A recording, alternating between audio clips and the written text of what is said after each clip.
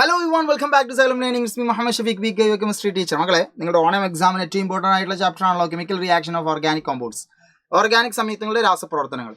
ഒരുപക്ഷെ നിങ്ങൾ ഈ ചാപ്റ്ററിൽ നിങ്ങൾ കെമിക്കൽ റിയാക്ഷൻസ് പഠിച്ചിട്ടുണ്ടാവും.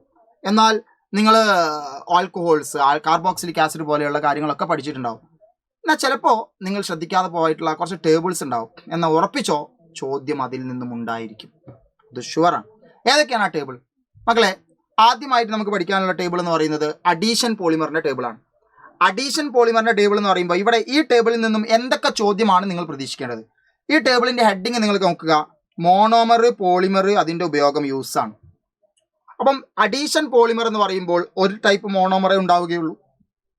അപ്പോൾ അതിൻ്റെ മോണോമറിൻ്റെ പേര് വിനൈൽ ക്ലോറൈഡ് ആണെങ്കിൽ പോളിമറിൻ്റെ പേര് പോളി വിനൈൽ ക്ലോറൈഡ്. അപ്പോൾ പോളിമറിൻ്റെ പേരും മോണോമറിൻ്റെ പേരും തമ്മിൽ ചോദിക്കാം. ഒരു പോളിമർ നിന്നിട്ട് മോണോമർ ചോദിക്കാം, ഓക്കെ, അല്ലെങ്കിൽ മോണോമർ നിന്നിട്ട് പോളിമർ ചോദിക്കാം, അതിൻ്റെ ഉപയോഗങ്ങൾ ചോദിക്കാം. അപ്പോൾ ഈ ടേബിളിൽ നിന്നും വരുന്ന ചോദ്യം മക്കൾക്ക് മനസ്സിലായല്ലോ. എങ്ങനെയൊക്കെയാണ് ചോദിക്കുക? പോളിമർ തരാം, മോണോമർ ചോദിക്കാം, മോണോമർ തരാം, പോളിമർ ചോദിക്കാം, അല്ലെങ്കിൽ ഉപയോഗം ചോദിക്കാം. അപ്പോൾ ഇത് നിർബന്ധമായിട്ട് നിങ്ങൾ പഠിക്കണം. അതിലേറ്റവും ഇമ്പോർട്ടൻ്റ് എന്ന് സാർ അഭിപ്രായപ്പെടുന്നത് ഏതൊക്കെയാണ് മക്കളെ? ഏറ്റവും ഇമ്പോർട്ടൻ്റ് ആയിട്ട് ഒന്ന് ടെഫ്ലോൺ എന്ന പോളിമറും PVCയും അതേപോലെ തന്നെ പോളിത്തീനും ഒക്കെയാണ് ഏറ്റവും കൂടുതൽ ചോദിക്കാൻ ചാൻസ് ഉള്ളത്. എങ്കിലും നിങ്ങൾ പഠിക്കണം, നാച്ചുറൽ റബ്ബറും ഒർലോണും നിങ്ങൾ പഠിച്ചിരിക്കണം. എന്തായാലും ഈ ടേബിൾ മുഴുവനായിട്ട് നിങ്ങൾ പഠിക്കുക. സിമ്പിളായിട്ട് 1 മാർക്ക് ചോദ്യമാ എന്ന് കരുതി നിങ്ങൾ ഒഴിവാക്കേണ്ട ആവശ്യമില്ല. 1 മാർക്കിനാവാം, 2 മാർക്കിനാവാം, ഓക്കെ. അപ്പോൾ എന്തായാലും മക്കളെ, ഒരു പക്ഷേ ഈ ടേബിൾ മൊത്തമായി തന്നുകൊണ്ട് നിങ്ങൾ ABC ജോയിൻ ചെയ്യാൻ വേണ്ടി പറയാം. ഇതുപോലെ വരുന്ന മറ്റൊരു ടേബിളാണ് കണ്ടൻസേഷൻ പോളിമർ. അപ്പോൾ അവിടെ പ്രത്യേകം ശ്രദ്ധിക്കേണ്ട എന്താ? പോളിമറിൻ്റെ പേര് ഒരൊറ്റ പേരുള്ളൂ, നൈലോൺ 66, ബാക്കലേറ്റ്, പോളിസ്റ്റർ ഒക്കെ. എന്നാൽ മോണോമർ 2 ടൈപ്പ് ഉണ്ട്. ഇപ്പം നൈലോൺ 66ൻ്റെ മോണോമർ ആണെങ്കിൽ അഡിപ്പിക് ആസിഡും ഹെക്സാമെത്തിലും ഡയമൈനുമാണ്. ബാക്കലേറ്റിൻ്റെ പോളിമർ ആണെങ്കിൽ ഫീനോളും ഫോർമാൽഡിഹൈഡും ആണ്. പോളിസ്റ്ററിൻ്റെ പോളിമർ ആണെങ്കിൽ അത് എത്തിലീൻ ഗ്ലൈക്കോളും ടെറിഫ്താലിക് ആസിഡുമാണ്. അപ്പോൾ എന്തൊക്കെയാണ് അതിൻ്റെ ഉപയോഗം എന്നുള്ളത് കൃത്യമായിട്ട് മക്കൾ അറിഞ്ഞു വെക്കണം. സാർ എങ്ങനെയാ അപ്പോൾ ഈ ടേബിളൊക്കെ പഠിക്കാം? ടേബിൾ പഠിക്കാൻ നിങ്ങൾ എന്നെ മെനക്കെട്ടാൽ പറ്റൂടാ. നമ്മളൊരു 3 തവണ ഒരു ടേബിൾ തന്നെ നമ്മൾ കൃത്യമായിട്ട് നമ്മൾ റിപ്പീറ്റ് ചെയ്ത് വായിച്ച് പഠിച്ചാൽ തീർച്ചയായിട്ടും അത് ഓർമ്മ ഉണ്ടായിരിക്കും. നിങ്ങളോട് ഇതിങ്ങനെ ലൈനിൽ എഴുതാനല്ലല്ലോ പറയാം, ഏതെങ്കിലും ഒരു ഹിൻറ്റ് അവിടെ ഉണ്ടായിരിക്കുമല്ലോ. അതായത് നൈലോൺ 66 തന്നു, അപ്പോൾ അഡിപ്പിക് ആസിഡും ഹെക്സാമെത്തിലും ഡയമൈനും ചിന്തിക്കല്ലേ വേണ്ടു. അല്ലാണ്ട് ഈ 3 കള്ളിയും നിങ്ങളോട് പൂരിപ്പിക്കാൻ പറയുമോ? ഇല്ല. അപ്പോൾ അതുകൊണ്ട് നിർബന്ധമായിട്ടും നിങ്ങളിത് പഠിച്ചു പോകണം മക്കളെ. ടേബിൾ നമ്പർ 2, അതായത് കണ്ടൻസേഷൻ പോളിമറിൻ്റെ ടേബിളാണ്. മറ്റൊരു ടേബിൾ ഇതാ നമ്മളുടെ എസ്റ്ററിൻ്റെ ടേബിളാണ്. ഞാൻ പറയുന്നു, ഏറ്റവും കൂടുതൽ എനിക്ക് ഈ പ്രാവശ്യം വരുമെന്ന് എനിക്ക് തോന്നുന്ന ക്വസ്റ്റ്യൻ എസ്റ്ററിൽ നിന്നാണ്. എസ്റ്ററിൽ തന്നെ ബനാന, ജാസ്മിൻ, ഓറഞ്ച്, പൈനാപ്പിൾ അഥവാ നേന്ത്രപ്പഴം, മുല്ലപ്പൂ, ഓറഞ്ച്, പൈനാപ്പിൾ തുടങ്ങിയവയുടെ സ്മെല്ലിന് കാരണമായിട്ടുള്ള എസ്റ്ററുകളുണ്ട്.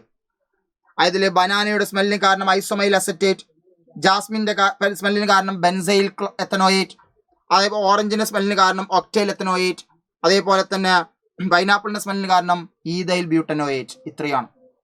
Okay, ready. അപ്പോൾ സ്വാഭാവികമായിട്ടും ഈ പറയുന്നതിൽ നിന്നും എന്തൊക്കെ ചോദ്യം വരാം?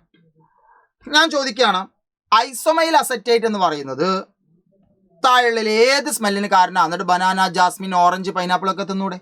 അങ്ങനെ ചോദ്യം വന്നേക്കാം. പിന്നീട് ഒരു എസ്റ്റർ ഉണ്ടാവണമെങ്കിൽ മക്കൾക്കറിയാം, നമ്മൾ ലൈവിലൊക്കെ പഠിപ്പിച്ചതാണ്, ഒരു കാർബോക്സിലിക് ആസിഡും ഒരു ആൽക്കഹോളും ചേർന്നാലാണ് എന്തുണ്ടാവുക? ഒരു ആൽക്കഹോളും ചേർന്നാലാണ് നമ്മളുടെ എസ്റ്റർ ആയിട്ടുള്ള COO ഉണ്ടാവുക. അപ്പോൾ ഈ എസ്റ്റർ ഉണ്ടാവണമെങ്കിൽ ഉണ്ടാകേണ്ട ആസിഡും ആൽക്കഹോൾ ആരാന്ന് തിരിച്ചു ചോദിക്കാം. സാർ അതെങ്ങനെ ടെക്നിക്കിലൂടെ നമുക്ക് പഠിച്ചെടുക്കാം? നമ്മളൊരു മക്കളെ കേട്ടോ, കൃത്യമായി കേട്ടോ. ഒരു എസ്റ്ററിൻ്റെ പേര് കേട്ടാൽ ആ എസ്റ്ററിൻ്റെ പേരിൻ്റെ തുടക്കം ആൽക്കഹോളിന് കൊടുക്കുക. എസ്റ്ററിൻ്റെ പേരിൻ്റെ തുടക്കം ആൽക്കഹോളിന് കൊടുക്കുക, അതിൻ്റെ അവസാനം ആസിഡിന് കൊടുക്കുക. അപ്പോൾ ആൽക്കഹോളിൻ്റെ ആസിഡിൻ്റെ പേര് കിട്ടും. നോക്കിക്കോ, ഐസോമൈൽ അസറ്റേറ്റ്. അപ്പോൾ ആൽക്കഹോൾ ആരാ? Isoamyl alcohol. ആസിഡ് ആരാ? Acetic acid. വേണമെങ്കിൽ കണ്ടോ, ആൽക്കഹോൾ, ഐസോമൈൽ ആൽക്കഹോൾ, ആസിഡ് ആരാ? എത്തനോയിക് ആസിഡ് അല്ലേ സാറേ? സാറല്ലേ അസറ്റിക് ആസിഡ് പറഞ്ഞേ? അത് രണ്ടും സെയിം ആണോ? അസറ്റിക് ആസിഡ് എത്തനോയിക് ആസിഡും സെയിം ആണ്. ഇനി അടുത്ത എസ്റ്റർ കണ്ടോ, ബെൻസൈൽ എത്തനോയേറ്റ് ആണ് എസ്റ്ററിന്റെ പേര്, ജാസ്മിന്റെ സ്മെല്ലിന് കാരണം. അപ്പോൾ ബെൻസൈൽ ആൽക്കഹോൾ, ആൽക്കഹോളിന്റെ പേര് ബെൻസൈൽ ആൽക്കഹോൾ. ഏതാണ് ആസിഡ്? എത്തനോയേറ്റ്. അപ്പോൾ എത്തനോയിക് ആസിഡ്. റെഡി. അപ്പോൾ ആൽക്കഹോളും ആസിഡും കിട്ടി. ശരിയാണോ നിങ്ങൾ നോക്കിക്കോ, ചെക്ക് ചെയ്തോ. ഓക്കെ, ബെൻസൈൽ ആൽക്കഹോളും എത്തനോയിക് ആസിഡും തന്നെയാണല്ലോ മക്കളെ ഇവിടെ ഉള്ളത്. ഇനി അടുത്ത പേര് നോക്കിക്കേ, ഒക്ടൈൽ എത്തനോയേറ്റ്. അപ്പൊ ചിന്തിക്കുക, ഒക്ടൈൽ ആകുമ്പോൾ തുടക്കത്തിൽ ആൽക്കഹോൾ എന്നാണ് സാറ് പറഞ്ഞത്. അങ്ങനെയാണെങ്കിൽ തുടക്കത്തിൽ ഒക്ടൈൽ, അപ്പൊ ഒക്ടൈൽ ആൽക്കഹോൾ. എത്തനോയേറ്റ്, അപ്പൊ എത്തനോയിക് ആസിഡ്.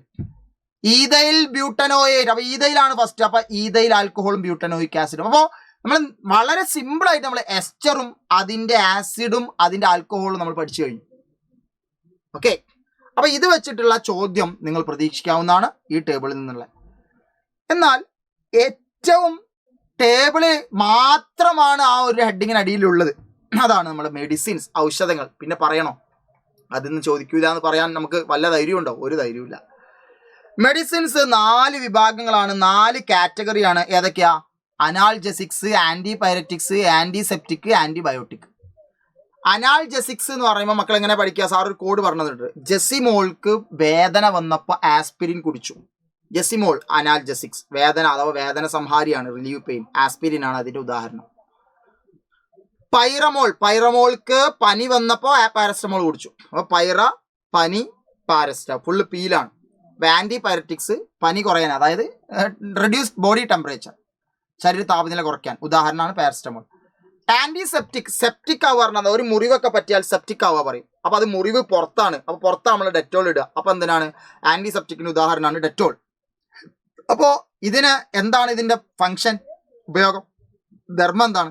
സൂക്ഷ്മാണുക്കളെ നിയന്ത്രിക്കാം, കൺട്രോൾ മൈക്രോ ഓർഗാനിസം. എന്നാൽ ആന്റിബയോട്ടിക് എന്ന് പറഞ്ഞാൽ നമ്മൾ ഉള്ളിലേക്ക് മരുന്നായിട്ട് കഴിക്കണ.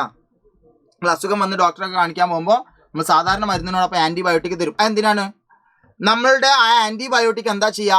നമ്മുടെ ശരീരത്തിനുള്ളിലുള്ള അണുക്കളെ അത് നശിപ്പിക്കുകയും പുതിയ അണുക്കൾ വളരാതിരിക്കാനും അത് സഹായിക്കും. എക്സാമ്പിൾ ആണ് പെൻസിലിൻ. അപ്പോൾ മക്കളെ, വളരെ ഇമ്പോർട്ടൻ്റ് ആയിട്ടുള്ള നിങ്ങളുടെ ഈ എക്സാമിന് ചോദിക്കാൻ ഏറ്റവും കൂടുതൽ ചാൻസ് ഉള്ള ടേബിളുകളാണ് സാറ് പറഞ്ഞിട്ടുള്ളത്. ഒന്ന് ഔഷധങ്ങളുടെ മെഡിസിൻ്റെ ടേബിൾ, മറ്റൊന്ന് എസ്റ്ററിൻ്റെ ടേബിൾ, മറ്റ് 2 കണ്ടൻസേഷൻ പോളിമറും അതേപോലെ അഡീഷൻ പോളിമറിൻ്റെയും ടേബിൾ. മക്കളെ, നിർബന്ധമായിട്ടും നിങ്ങൾ ടേബിൾ നോക്കിയിട്ട് പോകണം. അതിൽ തന്നെ സാറ് പറഞ്ഞു ഏറ്റവും കൂടുതൽ ടേബിൾ ക്വസ്റ്റ്യൻ വരാൻ ചാൻസ് ഉള്ളത് എസ്റ്ററിൽ നിന്നും മെഡിസിനിൽ നിന്നുമാണ്, ഔഷധങ്ങളിൽ നിന്നുമാണ്. സോ ഇതുമായിട്ട് ബന്ധപ്പെട്ട ചോദ്യങ്ങൾ ഏതൊക്കെ ടൈപ്പിലാണ് വരിക എന്നൊക്കെ കാണണമെങ്കിൽ നിങ്ങൾ തീർച്ചയായിട്ടും മാരത്തോൺ വരിക. മാരത്തോണിൽ വളരെ കൃത്യമായിട്ടുള്ള നമ്മൾ കഴിഞ്ഞ ലൈവുകളിൽ ചാപ്റ്റർ കൃത്യമായി പറഞ്ഞു തന്നു. ഇനി വരുന്ന ഈ മാരത്തോണിൽ നമ്മൾ ചെയ്യാൻ പോകുന്നത് നിങ്ങൾക്ക് വരുന്ന പാറ്റേൺ അനുസരിച്ചുള്ള ചോദ്യം, ഈ കണ്ടന്റ് ഒക്കെ എങ്ങനെയാണ് ചോദ്യമായി മാറുന്നത് കൃത്യമായി കാണിച്ചു തരാൻ പോവുകയാണ്. സോ ആ മാരത്തോണിലേക്ക് എല്ലാവരെയും വരിക, നിങ്ങളുടെ ഫ്രണ്ട്സിനെ എല്ലാവരെയും വിളിക്കുക. സോ നമുക്ക് മാരത്തോണിൽ കാണാം, എക്സാം അടിപൊളിയാക്കാം. Signing off.